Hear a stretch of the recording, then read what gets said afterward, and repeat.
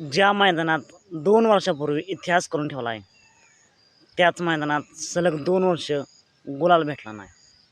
नेमकं असं का घडतंय? मित्रांनो, आपण बोलतोय बैलगाडी क्षेत्रातील देवाबद्दल, बकासूरबद्दल.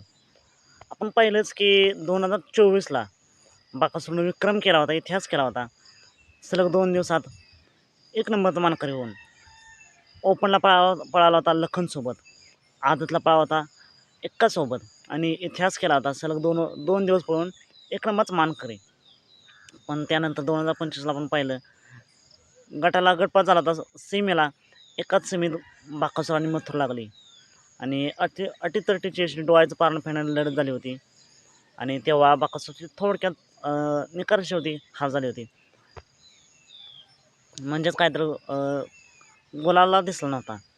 दुसऱ्या दिवशी राजासोबत पळाला आणि गट काढला. सीमेला पुन्हा एकदा हार झाली होती. म्हणजेच काय तर गेल्या वर्षी गुलाल नव्हता दिसला. यावर्षी पुन्हा एकदा सुंदर 11-11 सोबत पळताना पाहायला मिळाला. गट सुट्टाच काढला होता. सीमेला हार झाली, गाडी 3 नंबरला उतरली. सलग दुसऱ्या दिवशी म्हणजेच आज पुन्हा एकदा बकासूर आपल्याला रायफलसोबत पळताना पाहायला मिळाला गट क्रमांक 10मध्ये आणि पुन्हा एकदा बकासूर प्रेमींच्या निराशाच लागली. निराश झाले बकासूर प्रेमी. आज पुन्हा एकदा निराशाच हाती लागली. गटालाच हार झाली, गाडी फॉल झाली मित्रांनो.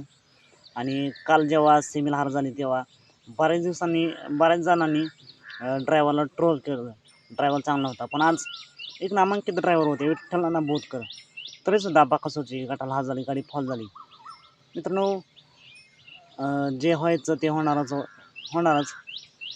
नक्कीच बकासूरचे वाईट दिवस आहेत. तुम्हाला काय वाटतंय की बकासूरसोबत असं नक्की का घडतंय? का बकासूरची हार होते? कमेंट करून सांगा. नक्कीच आपला दिवस येईल. बकासूरला पुढील वाटचालीसाठी खूप साऱ्या शुभेच्छा. मित्रांनो, असेच व्हिडिओ पाहण्यासाठी आताच आपल्या चॅनलला सबस्क्राईब करा, लाईक करा आणि शेअर करा. चला तर मग भेटूया पुन्हा एकदा नवीन अपडेट्ससह भन्नाटाच्या नवीन व्हिडिओमध्ये.